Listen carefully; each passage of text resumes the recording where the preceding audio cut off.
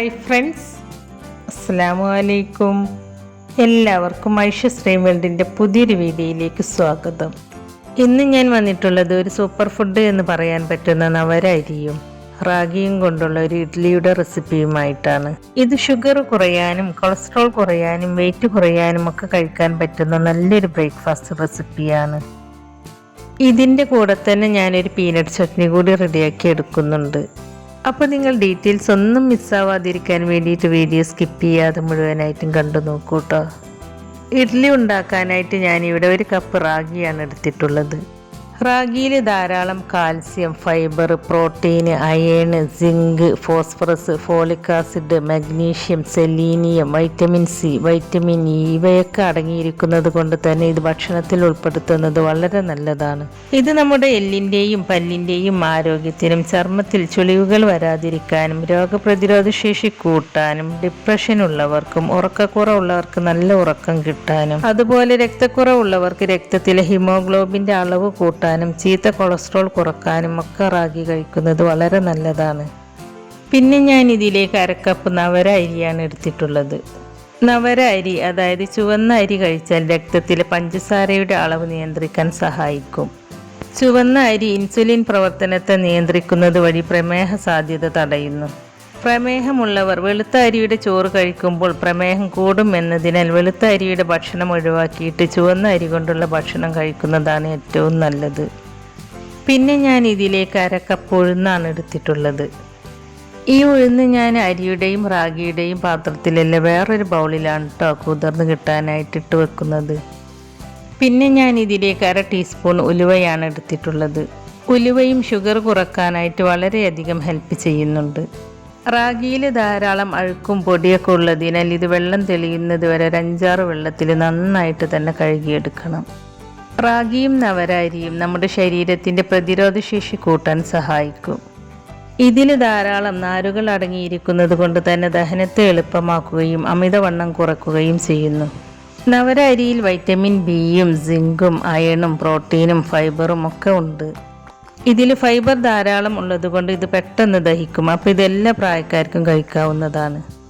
ഇതിൽ ധാരാളം അയൺ ഉള്ളതിനാൽ രക്തക്കുറവുള്ളവർക്ക് ഹിമോഗ്ലോബിൻ്റെ അളവ് കൂട്ടാൻ റാഗിയും നവര അരിയും കഴിക്കുന്നത് വളരെ നല്ലതാണ്. ഇപ്പം ഞാനിവിടെ റാഗിയും നവര അരിയും വെള്ളം തെളിയുന്നത് വരെ ഒരു 5-6 വെള്ളത്തിൽ നന്നായിട്ട് തന്നെ കഴുകിയെടുത്തിട്ടുണ്ട്. ഇനി ഇത് കുതിർന്ന് കിട്ടാനായിട്ട് ഒരു 8 മണിക്കൂർ ഞാനിവിടെ അടച്ചു വെക്കുകയാണ്. ഇനി നമുക്ക് ഈ ഉഴുന്നും നല്ല പോലെ കഴുകിയെടുക്കാം. ഉഴുന്ന് ഒരുപാട് വെള്ളത്തിലൊന്നും കഴുകിയെടുക്കണ്ട കേട്ടോ. അത് 2-3 വെള്ളത്തിലൊക്കെ കഴുകിയെടുത്താൽ മതി. ഒരുപാട് വെള്ളത്തിലൊക്കെ കഴുകിയെടുത്താൽ അതിൻ്റെ സ്റ്റാർച്ച് നഷ്ടപ്പെടും. ഉഴുന്നെടുക്കുമ്പോൾ നല്ല ക്വാളിറ്റിയുള്ള ഉഴുന്നെടുക്കാനായിട്ട് ശ്രദ്ധിക്കുക കേട്ടോ. ഉഴുന്ന് കുതിർത്തെടുക്കുമ്പോൾ കുറച്ചധികം തന്നെ വെള്ളം ഒഴിച്ച് കുതിർത്തെടുക്കുക. കാരണം നമ്മളിതെല്ലാം അരച്ചെടുക്കുന്നത് ഉഴുന്ന് കുതിർത്തെടുത്ത വെള്ളത്തിലാണ്. അപ്പോൾ ഉഴുന്നിലേക്ക് കുറച്ചധികം തന്നെ വെള്ളം ഒഴിച്ച് കൊടുക്കുക കേട്ടോ. ഇനി ഞാൻ ഈ ഉഴുന്ന് കുതിരാനായിട്ട് പുറത്തല്ല വെക്കുന്നത്, ഫ്രിഡ്ജിലാണ് വെക്കുന്നത്. ഉഴുന്നരച്ചെടുക്കുമ്പോൾ നമ്മുടെ മിക്സി നന്നായിട്ട് ചൂടായി പോകും. അപ്പോൾ നമുക്ക് മാവ് അത്രക്ക് നന്നായിട്ട് പൊങ്ങി കിട്ടൂല. അപ്പോൾ ഉഴുന്ന് അരച്ചെടുക്കുമ്പോൾ മിക്സി ചൂടാവാതിരിക്കാനാണ് നമ്മൾ ഉഴുന്ന് ഫ്രിഡ്ജിൽ വെച്ച് കുതിർത്തെടുക്കുന്നത്. അപ്പോൾ ഞാനിത് ഫ്രിഡ്ജിലേക്ക് മാറ്റുകയാണ്. ഇപ്പോൾ 8 മണിക്കൂറിന് ശേഷം റാഗിയും അരിയും ഉഴുന്നൊക്കെ നന്നായിട്ട് കുതിർന്ന് കിട്ടിയിട്ടുണ്ട്. ഇനി ഇത് അരച്ചെടുക്കുകയാണ് വേണ്ടത്. ആദ്യം ഞാൻ ഈ ഉഴുന്നിലെ വെള്ളം ഒരു ഗ്ലാസ്സിലേക്ക് ഒഴിച്ച് വെക്കുകയാണ്. ഈ വെള്ളത്തിലാണ് കേട്ടോ നമ്മൾ ഇതെല്ലാം അരച്ചെടുക്കുന്നത്. ഇനി ഞാൻ ഈ ഇഡ്ഡലി നല്ല സോഫ്റ്റായിട്ട് കിട്ടാൻ വേണ്ടിയിട്ട് 1/4 കപ്പ് അവിൽ ചേർത്ത് കൊടുക്കുന്നുണ്ട്. ഇനി നിങ്ങളുടെ അടുത്ത് അവിലില്ല എന്നുണ്ടെങ്കിൽ മട്ട അരിയുടെ ചോറ് ചേർത്ത് കൊടുത്താലും മതി. ഈ അവിൽ നന്നായിട്ട് കുതിർത്തെടുക്കണം. അതിനായിട്ട് ഞാൻ ഇതിലേക്ക് കുറച്ച് വെള്ളം ഒഴിച്ച് കൊടുക്കുന്നുണ്ട്. ഇതൊരു 5 മിനിറ്റ് കൊണ്ട് തന്നെ കുതിർന്ന് കിട്ടും കേട്ടോ. അപ്പോൾ അരി അരക്കുന്നതിൻ്റെ ഒരു 5 മിനിറ്റ് മുന്നേ ഇത് കുതിർത്തെടുത്താൽ മതി. ഞാൻ ആദ്യം ഉഴുന്നാണ് അരച്ചെടുക്കുന്നത്. അതിനായിട്ട് ഞാൻ ഈ ഉഴുന്ന് ഒരു മിക്സിയുടെ ജാറിലേക്ക് ഇട്ട് കൊടുക്കുകയാണ്. ഉഴുന്നിട്ട് കൊടുത്തതിന് ശേഷം ഈ ഉഴുന്ന് അരച്ചെടുക്കാനുള്ള വെള്ളവും ഞാൻ ഇതിലേക്ക് ചേർത്ത് കൊടുത്തിട്ടുണ്ട്. അപ്പം ഞാനിത് അരച്ചെടുത്തിട്ട് വരാം. ഇപ്പം ഞാനിവിടെ ഈ ഉഴുന്ന് നല്ല സ്മൂത്തായിട്ട് തന്നെ അരച്ചെടുത്തിട്ടുണ്ട്. ഇനി ഞാൻ ഇതൊരു പാത്രത്തിൽ ഒഴിച്ച് വെക്കുകയാണ്. ഇത് നമുക്ക് ഫെർമെൻറ്റ് ചെയ്യാൻ വെക്കാനുള്ളതാണ്. അപ്പോൾ കുറച്ച് വലിയ പാത്രത്തിലേക്ക് തന്നെ ഇത് ഒഴിച്ച് കൊടുക്കുക കേട്ടോ. ചെറിയ പാത്രത്തിലാവുമ്പോൾ മാവ് പതഞ്ഞ് പൊങ്ങി പുറത്ത് പോകും. അപ്പോൾ വലിയ പാത്രം തന്നെ എടുക്കണം കേട്ടോ. അപ്പോൾ ഞാൻ ഈ ഉഴുന്നരച്ചത് ഈ പാത്രത്തിലേക്ക് ഒഴിച്ച് കൊടുത്തിട്ടുണ്ട്. ഇനി നമുക്ക് റാഗിയും അരിയും അരച്ചെടുക്കാം. ഇത് ഞാൻ ഉഴുന്നരച്ചെടുത്ത മിക്സിയുടെ ജാറിലിട്ട് തന്നെയാണ് കേട്ടോ അരച്ചെടുക്കുന്നത്. അപ്പോൾ ഇത് അരച്ചെടുക്കാനായിട്ട് ഞാനിത് മിക്സിയുടെ ജാറിലേക്ക് ഇട്ട് കൊടുക്കുകയാണ്.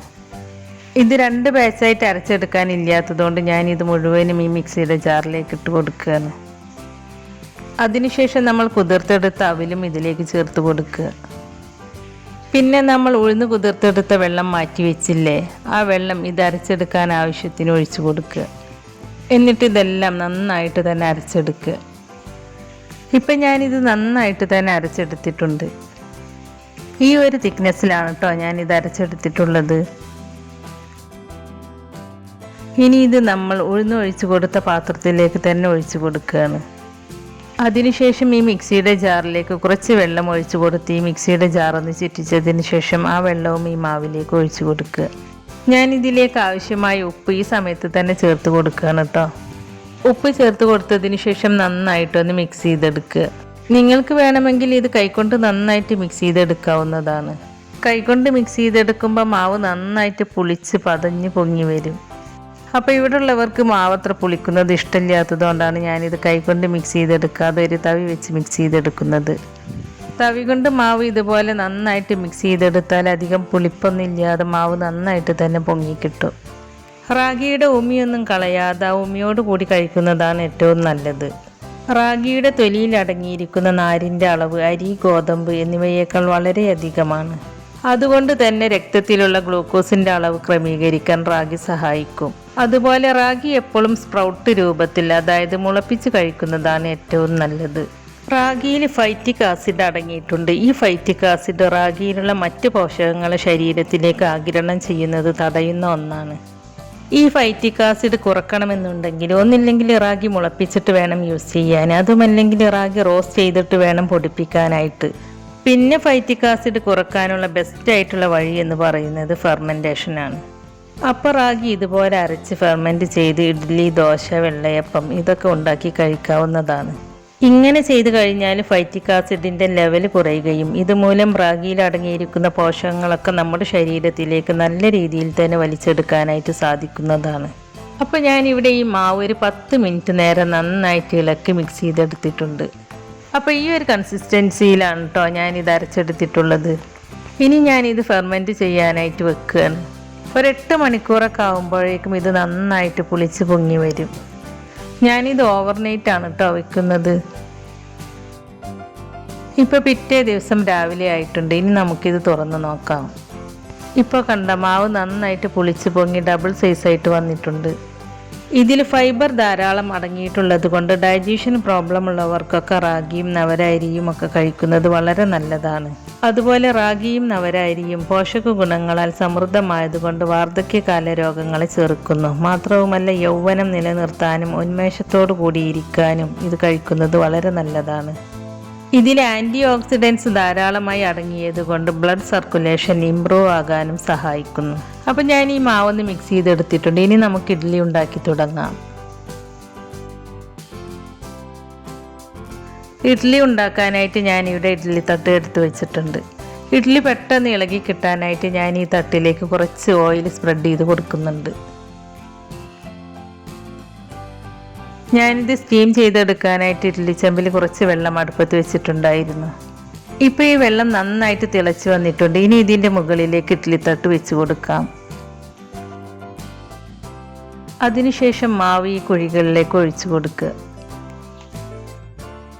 ഞാനിവിടെ 2 തട്ടിലും മാവ് ഒഴിച്ചു കൊടുക്കുന്നുണ്ട്. ഇത് പ്രോട്ടീന്, അമിനോ ആസിഡ്സ് എന്നിവ ധാരാളം അടങ്ങിയത് കൊണ്ട് പോഷകാഹാരക്കുറവ് മൂലമുണ്ടാകുന്ന രോഗങ്ങൾ ഭേദമാകാൻ റാഗിയും നവരരിയും കഴിക്കുന്നത് വളരെ നല്ലതാണ്.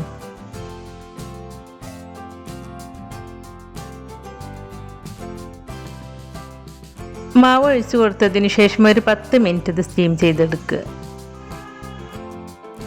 10 മിനിറ്റിന് ശേഷം ഞാനിത് തുറന്ന് നോക്കുകയാണ്. ഇഡ്ഡലി വെന്തോ എന്നറിയാൻ ഇതുപോലൊരു ടൂത്ത് പിക്ക് കൊണ്ടൊന്ന് കുത്തി നോക്കിയാൽ മതി. കുത്തി നോക്കുന്ന സമയത്ത് മാവ് ഈ ടൂത്ത് പിക്കിൽ പറ്റി പിടിച്ചിട്ടില്ല എന്നുണ്ടെങ്കിൽ ഇഡ്ഡലി നന്നായിട്ട് കുക്കായിട്ടുണ്ടാവും. അല്ലെങ്കിൽ ഇതുപോലെ ഒന്ന് തൊട്ട് നോക്കിയാൽ മതി. അപ്പോൾ തൊട്ട് നോക്കുമ്പോൾ നമ്മുടെ കയ്യിലൊന്നും ഒട്ടിപ്പിടിക്കണില്ലെങ്കിൽ ഇഡ്ഡലി നന്നായിട്ട് കുക്കായിട്ടുണ്ടാവും.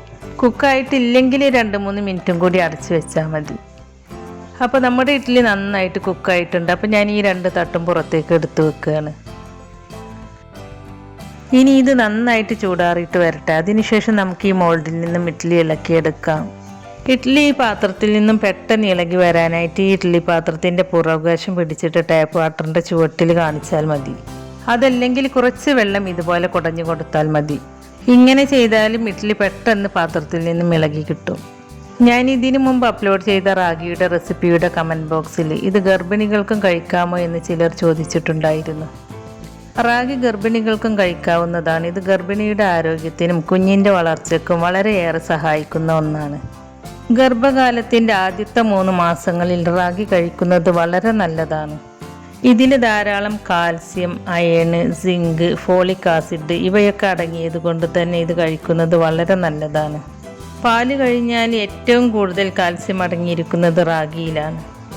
അതുകൊണ്ട് ഗർഭകാലത്ത് ഗർഭിണികൾ പാല് കുടിക്കാൻ കഴിയാത്തവരാണ് എന്നുണ്ടെങ്കിൽ, അല്ലെങ്കിൽ പാല് കുടിക്കാൻ ഇഷ്ടമില്ലാത്തവരാണെങ്കിൽ റാഗി കഴിക്കുന്നത് വളരെ നല്ലതാണ്. ഇത് ഗ്ലൂട്ടൻ ഫ്രീ ആയതുകൊണ്ട് അലർജി ഉള്ളവർക്കും ഇത് കഴിക്കാവുന്നതാണ്. അപ്പോൾ ഞാനിവിടെ ഈ മോൾഡിൽ നിന്ന് ഇഡ്ഡലി ഒരു പാത്രത്തിലേക്ക് എടുത്ത് മാറ്റിയിട്ടുണ്ട്. ഇനി ബാക്കിയുള്ളത് നമുക്കിതുപോലെ വേവിച്ചെടുക്കാം. ഇപ്പം ഞാനിവിടെ മുഴുവൻ ഇഡ്ഡലിയും വേവിച്ചെടുത്തിട്ടുണ്ട്. അപ്പോൾ ഒരുപാട് പോഷക ഗുണങ്ങളുള്ള വളരെ ഹെൽത്തി ആയിട്ടുള്ള റാഗി ഇഡ്ഡലി നമുക്കിവിടെ റെഡിയായി കിട്ടിയിട്ടുണ്ട്. ഇത് നിങ്ങൾക്ക് സാമ്പാറിൻ്റെ കൂടെയോ ചട്നിയുടെ കൂടെയോ ഒക്കെ കഴിക്കാവുന്നതാണ്. അപ്പോൾ നിങ്ങളെല്ലാവരും റാഗി കൊണ്ട് ഇതുപോലെ ഒന്ന് ഇഡ്ഡലി ഉണ്ടാക്കി നോക്കൂ കേട്ടോ. ഞാനിതിൻ്റെ കൂടെ കഴിക്കാനായിട്ട് ഒരു പീനട്ട് ചട്നിയാണ് ഉണ്ടാക്കിയെടുക്കുന്നത്. അതിനായിട്ട് ഒരു പാൻ അടുപ്പത്ത് വെച്ചിട്ടുണ്ട്. ഈ പാൻ ചൂടായിട്ട് വരുമ്പോൾ അതിലേക്ക് 1 കപ്പ് പീനട്ട് ചേർത്ത് കൊടുക്കുകയാണ്. കടല ചേർത്ത് കൊടുത്തതിന് ശേഷം ഇത് കരിഞ്ഞു പോകാതെ നന്നായിട്ടൊന്ന് വറുത്തെടുക്കുക. കടല നല്ല ബ്രൗൺ കളറാകുന്നത് വരെ നന്നായിട്ടൊന്ന് വറുത്തെടുക്കണം കേട്ടോ. അപ്പോഴാണ് ഈ ചട്നി നല്ല ടേസ്റ്റ് ഉണ്ടാവുള്ളൂ. ഇപ്പോൾ കടല നന്നായിട്ടൊന്ന് റോസ്റ്റായി വന്നിട്ടുണ്ട്. ഇനി ഞാൻ ഫ്ലെയിം ഓഫ് ചെയ്ത് കൊടുത്ത് ഇതൊരു പാത്രത്തിലേക്ക് മാറ്റി കൊടുക്കുകയാണ്. ഇനി ഇത് ചെറുതായിട്ടൊന്ന് ചൂടാറിയിട്ട് വന്നാൽ കൈകൊണ്ട് ഇതുപോലെ ഒന്ന് തിരുമ്മി കൊടുത്താൽ അതിൻ്റെ തൊലിയൊക്കെ ഒന്ന് സെപ്പറേറ്റ് ആയിട്ട് കിട്ടും. അതിനുശേഷം ഇതൊരു സ്റ്റെയിനറിൽ വെച്ചിട്ട് ഇതുപോലെ ഒന്ന് അരിച്ചെടുത്താൽ മതി.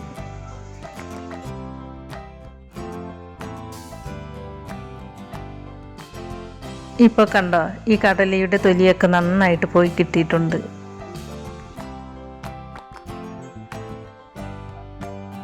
ഇനി ചട്നി ഉണ്ടാക്കാനായിട്ട് ഞാനൊരു പാൻ അടുപ്പത്ത് വെച്ചിട്ടുണ്ട്. ഈ പാൻ ചൂടായിട്ട് വരുമ്പോൾ അതിലേക്ക് കുറച്ച് വെളിച്ചെണ്ണ ഒഴിച്ച് കൊടുക്കുക.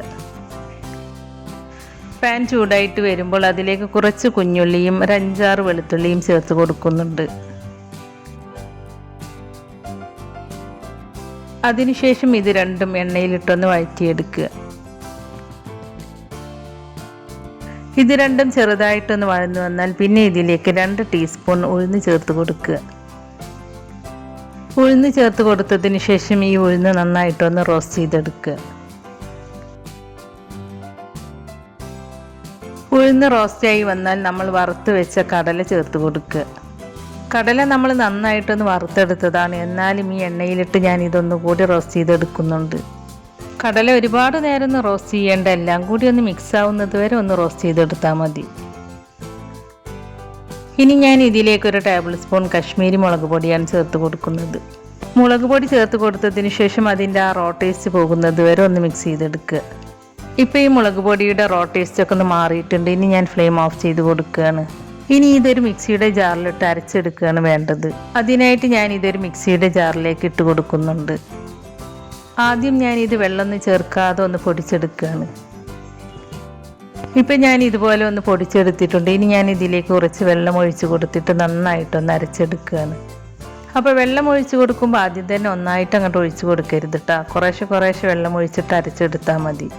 ഇനി ഞാൻ ഇതിലേക്ക് ആവശ്യമായ ഉപ്പ് ചേർത്ത് കൊടുക്കുന്നുണ്ട്. പിന്നെ ഞാൻ ഇതിലേക്ക് ചെറിയൊരു പുളിക്ക് വേണ്ടിയിട്ട് ഒരല്പം പുളിങ്ങ ചേർത്ത് കൊടുക്കുന്നുണ്ട്. പുളി നിങ്ങളുടെ ഇഷ്ടത്തിനനുസരിച്ച് കൂട്ടും കുറക്കൊക്കെ ചെയ്യാട്ടോ. എനിക്കധികം പുളി ഇഷ്ടമില്ലാത്തതുകൊണ്ട് ഞാൻ ഇതിലേക്ക് 2 കുരു പുളി മാത്രമേ ചേർത്ത് കൊടുത്തിട്ടുള്ളൂ. അപ്പം ഞാനിത് നല്ല ഫൈൻ പേസ്റ്റ് ആയിട്ട് തന്നെ അരച്ചെടുത്തിട്ടുണ്ട്. അപ്പം ഞാനിത് ഈ ഒരു തിക്നെസ്സിലാണ് അരച്ചെടുത്തിട്ടുള്ളത്. ഇനി ഞാൻ ഇതൊരു ബൗളിലേക്ക് മാറ്റി കൊടുക്കുകയാണ്. ഇപ്പം ഞാനിതൊരു ബൗളിലേക്ക് മാറ്റി കൊടുത്തിട്ടുണ്ട്. ഇനി ഇതിലേക്ക് ഒരു വറവ് തയ്യാറാക്കി എടുക്കണം. അതിനായിട്ട് ഞാനൊരു പാൻ അടുപ്പത്ത് വെച്ചിട്ടുണ്ട്. ഈ പാൻ ചൂടായിട്ട് വരുമ്പോൾ അതിലേക്ക് കുറച്ച് വെളിച്ചെണ്ണ ഒഴിച്ചു കൊടുക്കുക. എണ്ണ ചൂടായിട്ട് വരുമ്പോൾ അതിലേക്ക് 1/2 ടീസ്പൂൺ കടുക് ചേർത്ത് കൊടുക്കുന്നുണ്ട്. കടുക് പൊട്ടിക്കഴിഞ്ഞാൽ പിന്നെ അതിലേക്ക് 1/2 ടീസ്പൂൺ ഉഴുന്നാണ് ചേർത്ത് കൊടുക്കുന്നത്. ഉഴുന്ന് നിങ്ങൾക്ക് ഇഷ്ടമുണ്ടെങ്കിൽ ചേർത്ത് കൊടുത്താൽ മതി ട്ടോ, അല്ലെങ്കിൽ നിങ്ങൾക്കിത് ഒഴിവാക്കാവുന്നതാണ്. അതിനുശേഷം 2 വറ്റൽമുളക് ചെറുതായി കട്ട് ചെയ്തതും കുറച്ച് കറിവേപ്പിലയും ചേർത്ത് കൊടുത്തിട്ടുണ്ട്. അപ്പോൾ ഇതെല്ലാം ഇതുപോലെ ഒന്ന് മൂത്ത് വന്നാൽ ഫ്ലെയിം ഓഫ് ചെയ്ത് കൊടുക്കുക. അതിനുശേഷം ലാസ്റ്റ് 1/2 ടീസ്പൂൺ കായപ്പൊടിയും കൂടി ചേർത്ത് കൊടുത്ത് നന്നായിട്ടൊന്ന് മിക്സ് ചെയ്തെടുക്കുക. എന്നിട്ട് ഈ വറവ് ഈ ചട്നിയിലേക്ക് ഒഴിച്ചു കൊടുക്കുക. അതിനുശേഷം ഇത് നന്നായിട്ടൊന്ന് മിക്സ് ചെയ്തെടുക്കുക. അപ്പോൾ വളരെ ടേസ്റ്റി ആയിട്ടുള്ള പീനട്ട് ചട്നിയും ഇവിടെ റെഡിയായി കിട്ടിയിട്ടുണ്ട്. ഇത് കണ്ടാൽ കോക്കനട്ട് ചട്നിയെ പോലെയാണ് ഇരിക്കുന്നതെങ്കിലും ടേസ്റ്റിൻ്റെ കാര്യത്തിൽ ഒരു രക്ഷയില്ല കേട്ടോ, വേറൊരു ലെവലാണ്.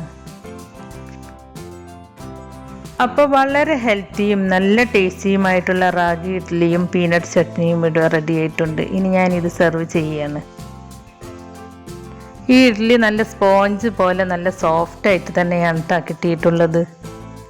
ഇത് കാണുമ്പോൾ തന്നെ അറിയാം ഇത് എത്രമാത്രം സോഫ്റ്റാണെന്ന്. അപ്പോൾ റാഗിയും നവരരിയും ഒരു നേരമെങ്കിലും നിങ്ങളുടെ ഭക്ഷണത്തിൽ ഉൾപ്പെടുത്തുകയാണെങ്കിൽ നിങ്ങളുടെ ഷുഗറും കൊളസ്ട്രോളും അമിതവണ്ണവും കുറക്കാനായിട്ട് പറ്റും. അപ്പോൾ നിങ്ങൾ റാഗി കൊണ്ട് ഇതുപോലെ ഇഡ്ഡലി ഉണ്ടാക്കി നോക്കിയിട്ടില്ലെങ്കിൽ തീർച്ചയായിട്ടും ഇതുപോലെ ഉണ്ടാക്കി നോക്കണം. എന്നിട്ട് അതിൻ്റെ അഭിപ്രായം നമ്മുടെ കമൻറ്റ് ബോക്സിൽ എഴുതി അറിയിക്കാനും മറക്കരുത്. അപ്പോൾ നമ്മുടെ ഇന്നത്തെ ഈ 2 റെസിപ്പിയും നിങ്ങൾക്ക് ഇഷ്ടമായിട്ടുണ്ടാവും എന്ന് വിചാരിക്കുന്നു. ഇഷ്ടമായിട്ടുണ്ടെങ്കിൽ ലൈക്ക് ചെയ്യാനും നിങ്ങളുടെ ഫ്രണ്ട്സിനും ഫാമിലിയിലേക്കൊക്കെ ഒന്ന് ഷെയർ ചെയ്ത് കൊടുക്കാനും, അതുപോലെ ചാനൽ സബ്സ്ക്രൈബ് ചെയ്യാതെ ആരെങ്കിലും കാണുന്നവരുണ്ടെങ്കിൽ ഒന്ന് സബ്സ്ക്രൈബ് ചെയ്ത് സപ്പോർട്ട് ചെയ്യുകയും ചെയ്യണേ. സബ്സ്ക്രൈബ് ചെയ്യുമ്പോൾ കൂടെ കാണുന്ന നോട്ടിഫിക്കേഷൻ ബെല്ല് കൂടി ഓണാക്കി വെക്കുകയാണെങ്കിൽ ഞാൻ പുതിയ റെസിപ്പീസ് അപ്ലോഡ് ചെയ്യുമ്പോൾ അതിൻ്റെ നോട്ടിഫിക്കേഷൻ നിങ്ങൾക്ക് കിട്ടുന്നതാണ്. അപ്പോൾ ഇൻഷാ അല്ലാഹ് പുതിയ റെസിപ്പീസുമായി ഞാൻ വീണ്ടും വരാം. താങ്ക്